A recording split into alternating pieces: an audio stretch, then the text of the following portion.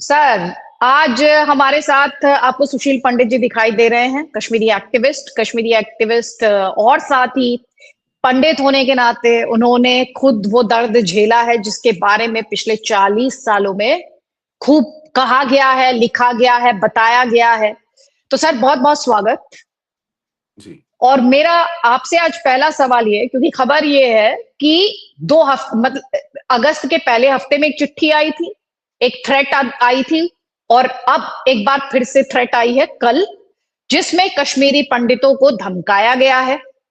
चिंता की बात यह है कि एक तरफ वैली में रहने वाले कश्मीरी हिंदू सुरक्षित नहीं है। हमने 31 जुलाई को देखा कैसे बेचारे 2 नॉन लोकल जो लेबर थे, कुछ नहीं कर रहे थे, किसी का कुछ नहीं बिगाड़ा था। बहुत ही निर्मम तरीके से उनकी हत्या कर दी गई थी।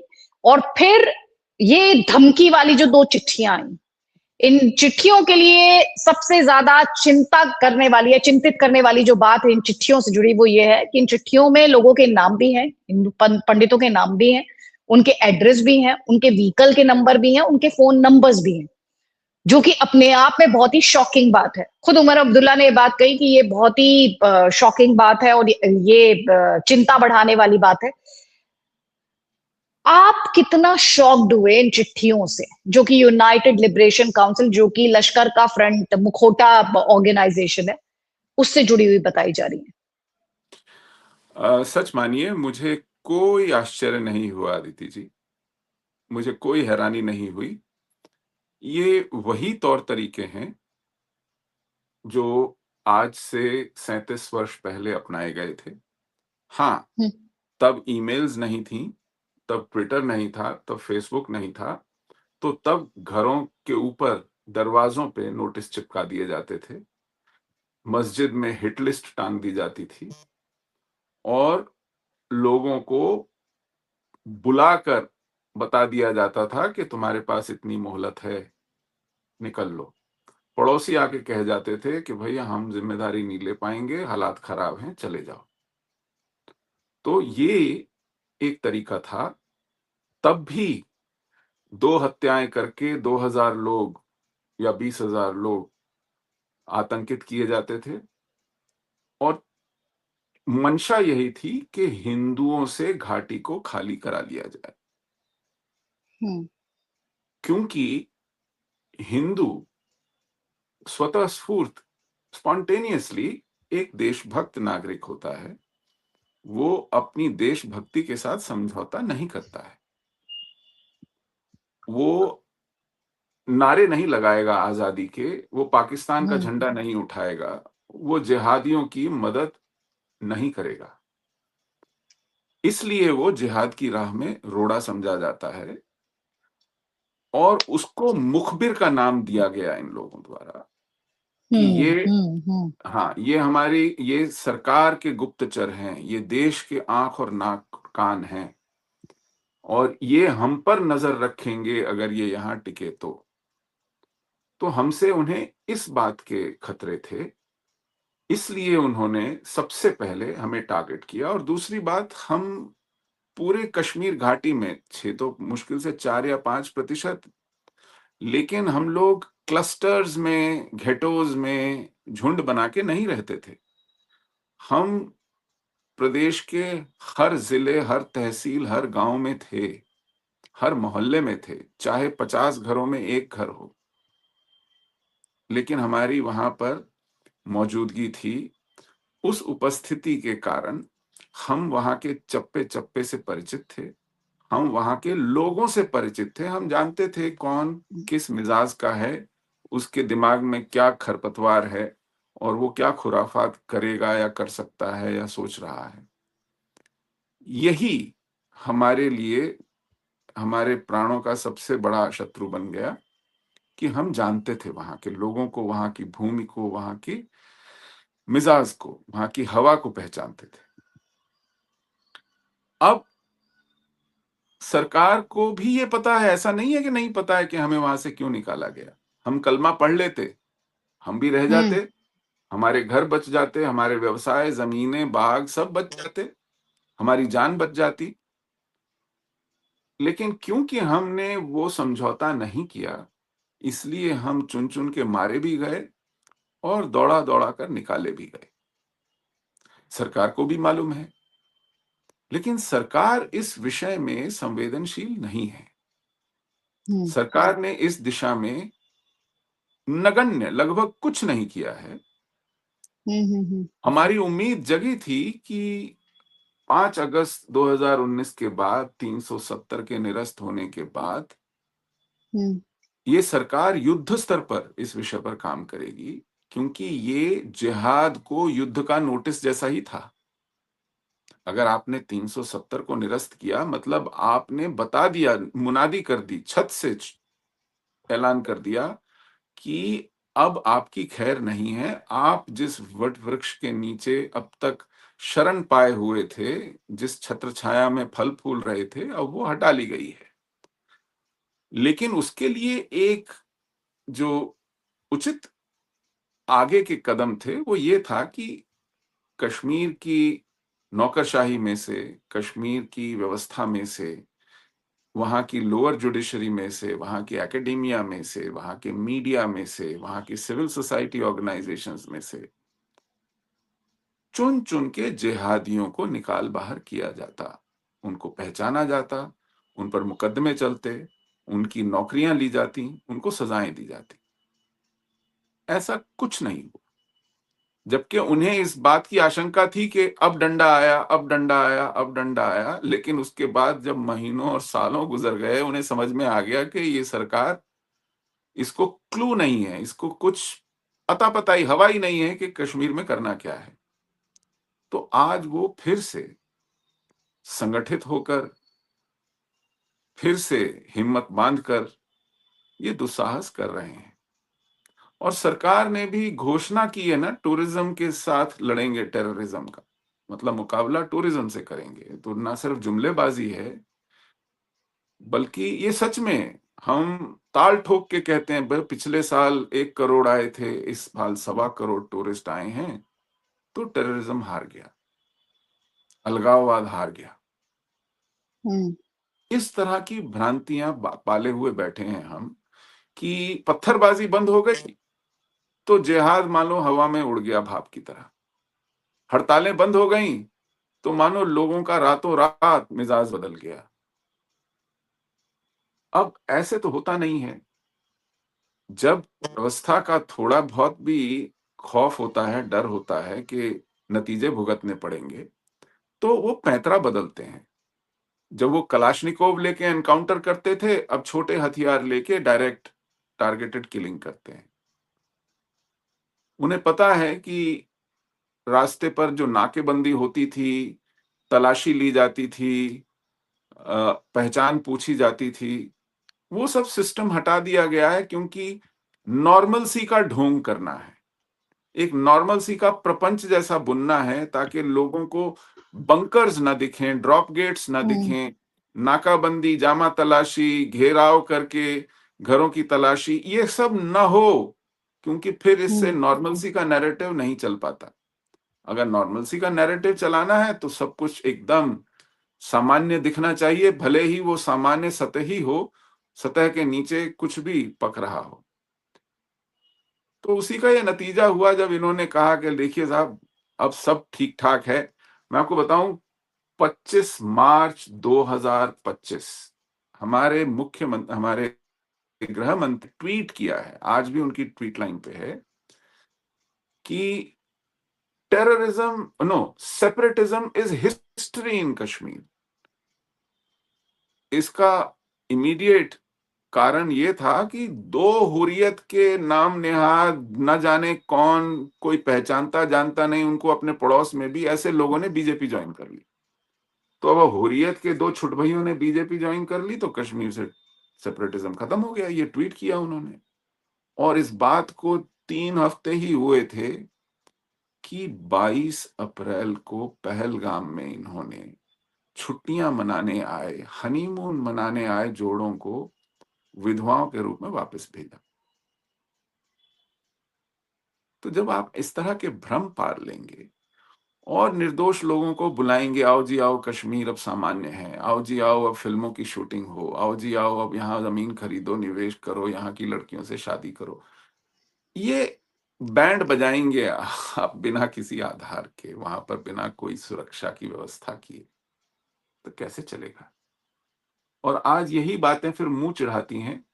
कभी वो टारगेटेड किलिंग करते हैं, कभी वो इस तरह की धमकियों की चिट्ठियां भेजते हैं, और इस पर प्रतिक्रिया क्या होती है कि आप जिनको बड़े बाजे गाजे के साथ कश्मीर ले गए थे प्राइम मिनिस्टर्स एम्प्लॉयमेंट पैकेज में, उनको कहते हैं अरे अरे काम पे आने की जरूरत नहीं, घर पे ही बैठो, बाहर मत निकलना। तो ये तो पाखंड की पोल खुल गई ना। नॉर्मलसी का जो पाखंड चलाते हैं आप, वो कितना सस्टेनेबल है? उसकी तो उसके छिलके उतर गए, उसकी परतें उखड़ गई। और ऐसा होता ही होगा ही। और अगर जरा भी संवेदनशीलता है तो आपको कम से कम सामान्य हो गया कश्मीर ये नहीं करना चाहिए, क्योंकि कश्मीर की सामान्य होने की जो 2-3 शर्तें हैं उनमें से एक भी पूरी नहीं हुई। सबसे बड़ी शर्त कश्मीर के सामान्य होने की है कि वहां से आप armed forces special power act हटाएं। Armed forces special power act का मतलब होता है कि वहां की पुलिस और स्थानीय प्रशासन के बस का नहीं है वहां पर शांति बनाना, वहां पर कानून व्यवस्था की स्थिति बनाए रखना। इसलिए आपने फौज को बुलाया है, और फौज तब तक नहीं आती जब तक arm forces special power act नहीं होता। तो अगर आपका arm forces special power act लगा हुआ है, यानी आप ये मानते हैं कि स्थितियां सामान्य नहीं है, ये सामान्य स्थिति में नहीं लगता है। दूसरी बात, arm forces special power act के अंतर्गत आपकी डिप्लॉयमेंट क्या है? 1-2 बटालियन, 5-10 बटालियन, 15-20 बटालियन नहीं, 65 बटालियन है केवल राष्ट्रीय राइफल्स की। इसके अलावा सीआरपी है, बीएसएफ है और स्थानीय पुलिस है, रैपिड एक्शन फोर्स है। इस डिप्लॉयमेंट में जरा भी कमी की है क्या? अमरनाथ यात्रा के लिए कितने हजार, दसियों हजार फौजी लगाने पड़ते हैं? ये सामान्य स्थिति की बात है। तो किस मुंह से कहते हैं कि स्थितियां सामान्य है? इसमें तो कोई कमी नहीं आई।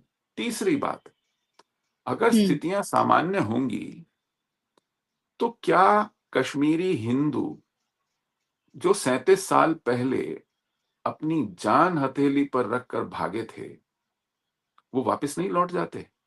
वो क्यों पड़े हुए हैं शरणार्थी कैंपों में? वो क्यों निर्वासितों का जीवन, शरणार्थियों का जीवन व्यतीत कर रहे हैं? उनको तो आपने आमंत्रण नहीं किया था कश्मीर से बाहर आने का, वो आपके कहने से नहीं निकले थे। उन्हें जाना पड़ा, रातों रात निकलना पड़ा, चाहे सर छुपाने की कहीं जगह हो ना हो। सर्दियों में ठिठुरते हुए वो भागे थे, बच्चों को लेके, बूढ़े माँ बाप को लेके। आज भी वो किसी के आमंत्रण की प्रतीक्षा नहीं कर रहे हैं वापस जाने की। जिस दिन स्थितियां ठीक होंगी अपने आप चले जाएंगे। और अगर नहीं जा रहे हैं तो उसका कारण ये है कि उन्हें भी पता है स्थितियां ठीक नहीं है। तो न तो स्वयं को मूर्ख बनाएं या दुनिया को मूर्ख बनाएं। दुनिया भर का क्या हाल है? यूरोप में, नॉर्थ अमेरिका में जितने भी सभ्य देश हैं, उन्होंने एडवाइजरी जारी की है अपने नागरिकों को कि कश्मीर ना जाएं, भारत अगर जाएं भी तो। जब ये सब हो रहा है तो किस मुंह से हम कहते हैं कश्मीर सामान्य हो गया है? और जब ये सब चल ही रहा है और आपको उस पर कार्रवाई करने से पहले बचाने की चिंता होती है इन लोगों को कि अरे अरे हटो हटो, छुपो दबो, घर के अंदर दुबक जाओ, बाहर मत निकलो, तो ये कैसी स्थिति सामान्य है? और अगर वहां रहो भी तो सरकारी, जैसे वो बाड़े होते हैं जंगली जानवरों के, तारे कांटेदार तार लगा करके बल्लियों पर, और सीआरपी और पुलिस की पहरेदारी में आप पोर्टा केबिन्स में रहें, ऐसे बाड़ों में रखा गया है पीएम पैकेज के एम्प्लॉइज को। ये स्थिति सामान्य है? मतलब पाखंड की भी कोई सीमा होती है। ऐसे में इसीलिए मैंने कहा अदिति जी, मुझे कोई आश्चर्य नहीं हुआ है, और भी ऐसी ऐसी बातें, इससे बड़ी वारदातें ईश्वर न करें, होंगी, हो सकती हैं, क्योंकि हमने स्थितियों को ठीक नहीं किया है। तहसीलदार ऑफिस में बैठे हुए राहुल भट्ट को काम करते हुए आ करके पूछा, तुम ही हो राहुल भट्ट, और गोली मार दी पॉइंट ब्लैंक रेंज से। स्कूल में पढ़ाते हुए लोगों को गए, टहलते हुए आए, उनके आइडेंटिटी कार्ड देखे, मुसलमानों को एक तरफ किया, हिंदुओं सिखों को एक तरफ किया और उठा के गोली मार दी, और जिस इत्मीनान से आए थे पैदल चलते हुए उसी इत्मीनान से चले गए। यह है सामान्य स्थिति। तो जब ये सब हो सकता है तो फिर आश्चर्य किस बात का बचता है? केवल इतना ही, और क्या कहें। आपने अभी कुछ शब्द यूज किए थे, आपने कहा कि एजेंट, बोलते थे कि तुम मुखबिर हो। हम्म, एक्चुअली ये जो नई थ्रेट है, जो अभी लेटेस्ट थ्रेट, मुझे नई थ्रेट नहीं बोलना चाहिए, मैं शब्द वापस लेती हूँ, मुझे कहना चाहिए जो लेटेस्ट थ्रेट है, हम्म, उन्हीं शब्दों का इस्तेमाल किया है, वाइट कॉलर टेररिस्ट बुलाया जी, है, बोला गया है कश्मीरी जो हिंदू हैं उन्हें, जो माइग्रेंट कश्मीरी पंडित हैं उनके लिए ये शब्द यूज हुए हैं। एजेंट्स ऑफ दिल्ली, तुम्हारी हर मूवमेंट पर, अभी आपने भी कहा था कि ये मान कहा जाता था कि तुम्हें हम देख रहे हैं, we are keeping an eye on you. अभी भी कहा गया कि we have our eyes on you. तो ये सब कुछ, ये पुरानी स्क्रिप्ट ही दोबारा से प्ले आउट हो रही है। और दूसरा सर, हम्म, आपने जो अभी बात की, क्या ये जो सरकार की तरफ से कोशिश हो रही है कि जो कश्मीरी पंडितों की प्रॉपर्टीज हैं वो उन्हें वापस मिले, वो जो एक एक्सरसाइज चल रही है उसे लेकर, उसे भी उसको भी रोकने के लिए एक तरीके से फियर क्रिएट किया जा रहा है, डर, जैसे कि आपने थोड़ी देर पहले कहा था ना कि 2 लोगों को मार दो तो लाखों की संख्या में लोगों का पलायन हो जाएगा। तो हम्म, क्या उससे भी जोड़कर मैं इसको देखूं? जी बिल्कुल, क्योंकि देखिए, आपको इस तरह के जो भी कदम उठाने हैं, उसके पहले उसके लिए जमीन तैयार करनी होती है। आपको एक कानून बनाना पड़े, बहुत जरूरी है, जिसमें आप कहें कि अगर आपने अवैध तरीके से वहां की कश्मीरी हिंदुओं के घरों पर, मंदिरों पर, दुकानों पर, बागों पर, खेतों पर कब्जा किया है, तो आप उसको वॉलंटरली वापस करें, वरना इसकी कॉन्सिक्वेंसेस ऐसी होंगी, उन कॉन्सिक्वेंसेस को दिखलाएं जो कि नाकाबिले बर्दाश्त हो, तो लोग वॉलंटरली वापस करें। लेकिन आप जब नाटक करते हैं कि अच्छा जी, तहसीलदार के ऑफिस में अब हम एक लिस्ट बनाएंगे, लिस्ट बना करके हम रिकॉर्ड चेक करेंगे, रिकॉर्ड चेक करने के बाद ये चेक करेंगे कि इन रिकॉर्ड्स के साथ कहाँ कहाँ गड़बड़ी हुई है, हेरा फेरी हुई है, किसने की है। ये एक लंबी 5-10 वर्षीय योजना है। उसमें जिन लोगों ने ये किया है उन्हीं के माध्यम से जांच भी हो रही है, तो ये मजाक बन जाता है। और पूरी व्यवस्था हम्म। ही और पूरी व्यवस्था ही इसको लीक करती है। वही जाकर के इनको पर देखो जी, नई फाइल आई है, इसमें ये लोग हैं, ये लोग अपनी प्रॉपर्टीज ढूंढते हुए आए हैं, जरा इनको इनकी खबर लो। जब आपने वो जमीन ही तैयार नहीं की, आपने इस पूरी विषय को संवेदनशीलता से नहीं लिया, गंभीरता से नहीं लिया, तो इस तरह की प्रतिक्रिया तो स्वाभाविक है, कोई भी करेगा। और अब तक ये इंसेंटिव बना हुआ है। देखिए, हमें मारने का, हमें वहां से निष्कासित करने का एक कारण तो ये था कि हम हिंदू थे और देशभक्त थे, इसलिए उनके साथ देश विरोधी गतिविधियों में शामिल तो होते ही नहीं, लेकिन उनकी खोज खबर जरूर रखते। दूसरा ये भी था कि हमारे चले जाने के बाद हमारी संपत्तियां, हमारे व्यापार, हमारी भूमि, हमारी नौकरी, ये सब उनके हो जाएंगे। ये एक बहुत बड़ा इंसेंटिव था। जो लोग कहते हैं हमारे हाथ में बंदूक नहीं थी, हमने तो नहीं मारा, हम खुद घबराए हुए थे, हाँ ठीक है, सबने बंदूक नहीं उठाई, सबने हमारी कनपटी पे तमंचा नहीं रखा, लेकिन जो लोग हमारे घरों में घुस गए वो तो हमारे पड़ोसी थे ना, उनको तो बंदूक की जरूरत नहीं थी। जैसे ही हम इधर से उधर हुए, वैसे ही कब्जे हो गए। और उन वो बेनिफिशियरीज हैं, वो प्राइमरी अक्यूज्ड ना हो हमारी हत्याकांड के, हमारे निष्कासन के, हमको आतंकित करने के, लेकिन वो बेनिफिशियरीज हैं हमारे निष्कासन के, और ऐसी बहुत बड़ी संख्या है इन बेनिफिशियरीज की, उनका वेस्टेड इंटरेस्ट बन गया है कि हम ना लौटें, तो वो इस व्यवस्था का हिस्सा बन गए हैं। जो लोग कहते थे हमारे हाथ में बंदूक नहीं थी, हमने थोड़ी निकाला आपको, लेकिन आपने हमारे जाने का जो लाभ लिया, जो अनुचित लाभ लिया, वो आज भी आपके पास है, आप उसे दबोचे बैठे हैं, आप उससे लाभान्वित हुए हैं। हमने कब इसको डिसइंसेंटिवाइज किया? कानून बनाकर, कार्रवाई करके कब किया? किसको सजा दी? तो जेनोसाइड के जब तक बेनिफिशियरीज रहेंगे, जेनोसाइड होता रहेगा, साइकिल्स में होगा, बार बार होगा। पिछली जनरेशन को आतंकित करके निकाला गया, ये नई जनरेशन आतंकित करके निकाली जा रही है, क्योंकि इसका वेस्टेड इंटरेस्ट है। और ये कोई बड़े रॉकेट साइंस वाली बात नहीं है, ये सामान्य बुद्धि का बात की बात है। जब तक आप जेनोसाइड को पनिश नहीं करेंगे, जेनोसाइड रिपीट होगा। जब तक आप जेनोसाइड के इंसेंटिव्स नहीं हटाएंगे, जेनोसाइड रिपीट होगा। जब तक आप दिल जीतने के, विनिंग हार्ट्स एंड माइंड्स, खुशामद करने के, विकास बरसाने के माध्यम से जेनोसाइड को पुचकारेंगे, बहलाएंगे और कहेंगे बच्चे अब चलो मान जाओ, तब तक आपको नतीजे भुगतने पड़ेंगे।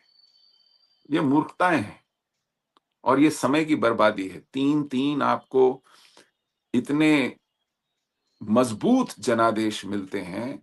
किसी डेमोक्रेसी में इस तरह गवर्नमेंट बार बार रिपीट बहुत रेयरली होती है।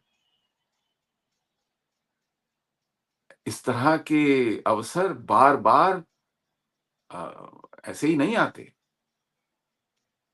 और आते रहेंगे इसकी कोई गारंटी नहीं है। और 12-15 साल का समय कम नहीं होता है। हम अब किस बहाने को बनाने लायक रह गए कि अगर हमारे पास अवसर होता, अगर हमारे पास बहुमत होता, अगर हमारे पास पूर्ण बहुमत की सरकार होती, गठबंधन की मजबूरियां नहीं होती, अगर हमारे पास नेतृत्व होता जिसको पता होता, अगर वातावरण होता। अरे भाई, अब तो सब कुछ है ना। अब तो 370 भी नहीं है। अब 370 भी नहीं है, अब कौन सा बहाना है भाई?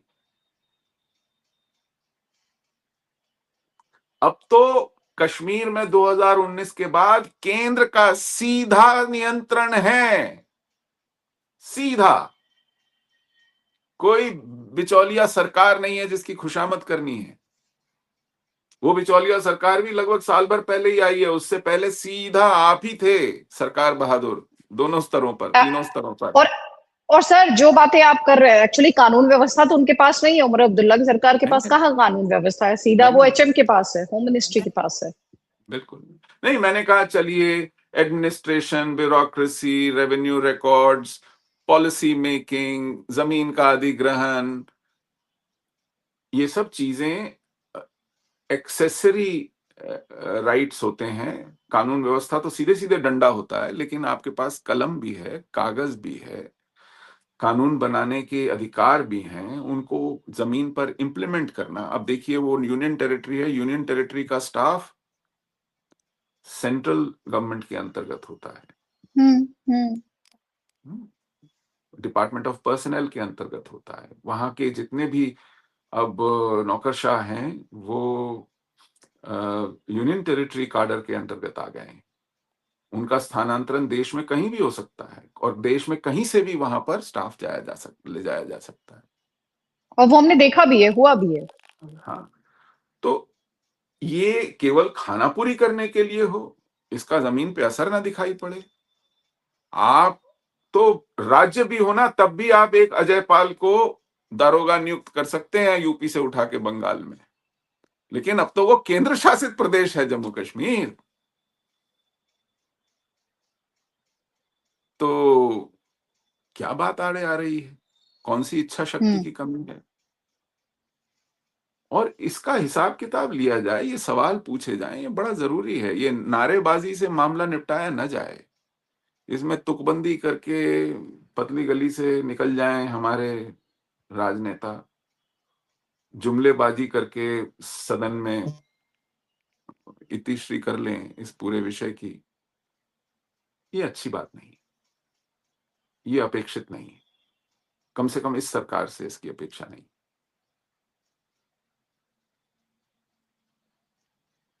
तो ये कुल मिला के मैं दो तीन चीजें, आज जब मैं कश्मीर के बारे में पढ़ रही थी तो मैंने दो तीन चीजें देखी। एक तरफ ये धमकी वाली चिट्ठी, दूसरी तरफ मैंने देखा कि केसेस खुल रहे हैं जो 80s और 90s में हुआ, जो जिनोसाइड का आप जिक्र कर रहे थे उससे जुड़े हुए केसेस खुल रहे हैं। तीसरा, क्योंकि मैं जम्मू कश्मीर जाते रहती हूँ, अभी आपने ना एक रेफरेंस दिया था कि वहां पे आप उसी से कह रहे हैं कि ये पंडित की जमीन है जो कि उसको जिसे फायदा मिला है, जिसका अपना उसमें वेस्टेड इंटरेस्ट है, तो वो कैसे जस्टिस करेगा, कैसे न्याय करेगा। इस पे मैं एक स्टोरी एक्चुअली शेयर करना चाहिए, इनफैक्ट दो स्टोरीज। एक तो मैं गई थी वहां पर जो मंदिर है, सर मैं तो ग्राउंड पर काम करती हूँ वहां पर, मैं बहुत हिंटरलैंड्स में जाती हूँ। तो मंदिर में गई, श्रीनगर में बड़ा मंदिर, वहां पर महादेव जो थे उसमें वहां पर सीवर का पानी आता था। बल्कि उस स्टोरी के करने के बाद विचार नाग में है वो जी जी मंदिर। जी, विचारनाग मंदिर, बिल्कुल बिल्कुल बिल्कुल बिल्कुल मैं बिल्कुल। गया हूं, मैं भी गया हूं। जी जी। तो सर वहां एक साल पहले, जब मैं पहलगाम से पहले गई थी, अप्रैल के महीने में, पिछले साल की बात है, वहां पर सीवर का पानी भरा हुआ था। उसके बाद मैंने जाकर वहां पर स्टोरी की, तो बहुत सारे कश्मीरी आए मेरे पास, तो जब मैं मंदिर को लेकर परेशान हो रही थी तो उन्होंने कहा हम तो चाहते हैं हमारे पंडित भाई आए, वो यहाँ पर उनके घर है, हम तो इंतजार कर रहे हैं, लेकिन उनकी जनरेशन्स तो विदेश रहती हैं। मैंने कहा उन्हें अपनी सिक्योरिटी को लेके खतरा महसूस होता है, इसीलिए कोई आना नहीं चाहता, वरना कौन अपनी जमीन, अपनी जायदाद, कौन अपना घर छोड़ना चाहता है। तो बोले नहीं सब ठीक है, वो सिर्फ कहते हैं, आना नहीं चाहते, वो सिर्फ कहते हैं, आना नहीं चाहते। और दूसरा जो आपने कहा, मैं कुछ टेरर विक्टिम से मिली थी, ये गवर्नमेंट एलजी साहब ने पिछले साल एक ये प्रोग्राम शुरू किया कि जो टेरर के विक्टिम्स हैं उनके लिए जॉब की बात की उन्होंने। तो मैं एक टेरर विक्टिम से मिली, तो उन्होंने बताया उनकी फैमिली के 3 लोग मारे गए, मार दिए गए टेररिस्ट द्वारा 90s में। और जानते हैं जिसने मारा, आज वो सरकारी नौकरी करता है। Hmm I was in a state of shock when I heard that. Hmm hmm. But वो जो फिर surrender, Bitta karate surrender policy में, के तरह। बिट्टा कराटे की पत्नी खुद प्रोविंशियल एडमिनिस्ट्रेटिव सर्विस की ऑफिसर है। हमारा मतलब ये जो सिस्टम है उसको वीड आउट करने की जरूरत है। मैं आपको एक एग्जांपल देता हूं, चलिए आप हैरान हो जाएंगे। 1991 में हम्म जम्मू कश्मीर की ब्यूरोक्रेसी ने, ये 91 की बात है, हमें निकले हुए अभी साल डेढ़ साल हुआ था, जम्मू कश्मीर में कुछ 2,500 लोगों ने एक ज्ञापन दिया यूनाइटेड नेशंस को, और उस ज्ञापन में सबने अपना नाम लिख के हस्ताक्षर किए, ये कोई एनोनिमस नहीं था। उसमें उन्होंने कहा कि कश्मीर पर भारत का अनधिकृत कब्जा है, यहां पर जनमत संग्रह कराया जाना चाहिए, रेफरेंडम कराया जाना चाहिए, और यहाँ के लोगों की इच्छा के अनुसार कश्मीर का फैसला होना चाहिए। यहाँ पर ह्यूमन राइट्स की वायलेशन है और यहाँ पर अनधिकृत कब्जा है भारत का। मतलब ये उसका जिस्ट है उस लेटर का।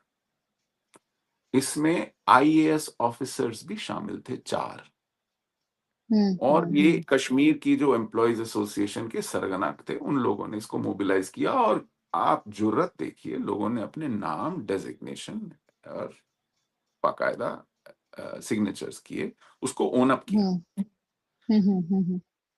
तब चंद्रशेखर की सरकार थी कुछ 4 महीनों की, उन्होंने इसके जवाब में कुछ 5 लोगों को नौकरी से बर्खास्त किया, जो रिंग लीडर्स थे, सबको नहीं किया। उन 5 लोगों की नौकरी गई तो उनके रिटायरमेंट बेनिफिट्स भी गए, उनकी सब वो जो पेंशन, ग्रेचुटी वगैरह होती है वो सब खत्म। अच्छा, इन लोगों को भी समझ में आ गया कि ये बेकार की बात है, हमें इस पर कुछ करना नहीं चाहिए, कोर्ट नहीं जा सकते, क्योंकि हमने जो किया है वो तो सामने ही है और हमने उसको कबूला है।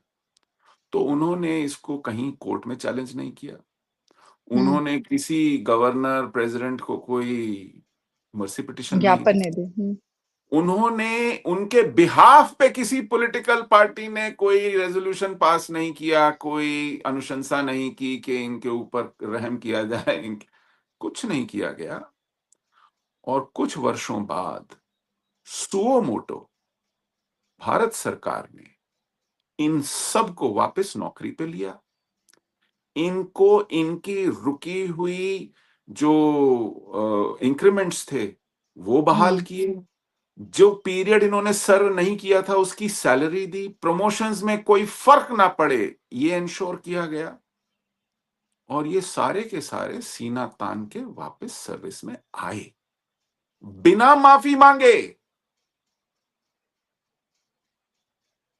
ऐसे हमने सिर पे चढ़ाया है वहां के पृथकतावाद को, वहां के आतंकवाद को। ऐसे लोग वहां की व्यवस्था में हैं। वो मनुहार से जाएंगे, वो लाड़ प्यार से जाएंगे, उनके दिल जीतेंगे आप, उनके हाथ में तिरंगा थमाकर वंदे मातरम गवाएंगे। ये भ्रम पाले हुए हैं हम लोग। और इनसे अपेक्षा है कि ये यहां पर कश्मीर में पंडितों को वापस आने देंगे, उनके मंदिरों की हड़ती हुई जमीन देंगे, उनके शमशान खाली करेंगे और उन्हें फिर से बसने देंगे। हम किस दुनिया में जी रहे हैं?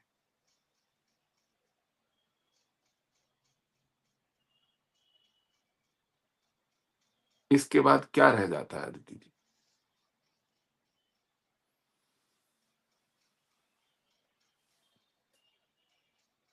तो आपने होप छोड़ दी है?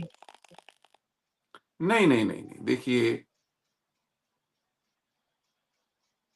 ये हमारी निष्ठा का सवाल है, ये हमारी प्रतिज्ञा है। आश या निराश किसी भी स्थिति में हम लड़ना नहीं छोड़ेंगे। अकेला चना भाड़ नहीं झोंक सकता, उखड़कर उछलकर भड़बूंजे की आंख जरूर फोड़ सकता है। हम जिस जिस की आंख फोड़ सकते हैं उसकी आंख फोड़ेंगे। जो जो हम पर अन्याय करता पाया गया है वो इसके परिणाम भुगतेगा। जो जो हमें छलता आया है उसको इस छल का परिणाम भी ईश्वर देगा। मैंने किसी से सुना था, बड़ा खूबसूरत अंदाज था उसका, कि आह जो दिल से निकाली जाएगी, क्या समझते हो कि खाली जाएगी? तो बहुत खूब। भुगतान तो उसका होगा। और ये हमारी एक जिम्मेदारी है उन हमारे भाइयों बहनों के प्रति जो इस आतंक के कारण आज जिंदा नहीं बचे, जिन्होंने यातनाएं सही, बलात्कार सहे, नृशंस हत्याकांड सहे, घर छूटे, वो शरणार्थी कैंपों में रहे, उनके बच्चों का बचपन छिन गया, उनके माँ बाप तरसते तरसते मर गए इलाज को, उनकी अपनी आवाज ना हो। तो हम में से कुछ लोग जिनकी ये जिम्मेदारी है, हम उनकी आवाज बनेंगे और मरते दम तक रहेंगे। ये तो प्रण है। तो इसमें आश निराश का, हाँ, कुछ लोगों ने निराश किया है, लेकिन दुनिया इन्हीं लोगों के बूते चलती तो फिर बात क्या थी? दुनिया को चलाने वाला कोई और है। समय का पहिया बदलता है और बदलेगा। समय एक सा नहीं रहता है। समय एक सा नहीं रहता दीदी जी। दिन है तो रात है, गर्मी है तो सर्दी है, हाँ, बरसात है, तो समय के पहिए को तो चलना है, यही नियति है। बिल्कुल चलना है, यही नियति है। चलिए, इसी नोट पर sir, I wish you more power, more strength for बहुत द बहुत धन्यवाद। For the struggle ahead, for the fight ahead. और आपने मुझे टाइम दिया इतने बिजी टाइम से, वो मैं रियली अप्रिशिएट करती हूँ। उसके लिए आपकी बहुत बहुत आभारी हूँ सर। नहीं नमस्कार। नहीं, जय हिंद, जय आपने याद भारत सर। किया, बहुत बहुत धन्यवाद। और आप भी लगे रहिए, आप जिस तरह से, जिस निष्ठा से ये काम करती हैं, वो सच में हम लोगों को भी प्रेरणा देता है। आप जाती रहिए कश्मीर और सवाल खड़े करते रहिए। आपको भी ईश्वर बहुत बहुत शक्ति दे, सफलता दे। जय हिंद। धन्यवाद सर। जय हिंद सर। जय हिंद।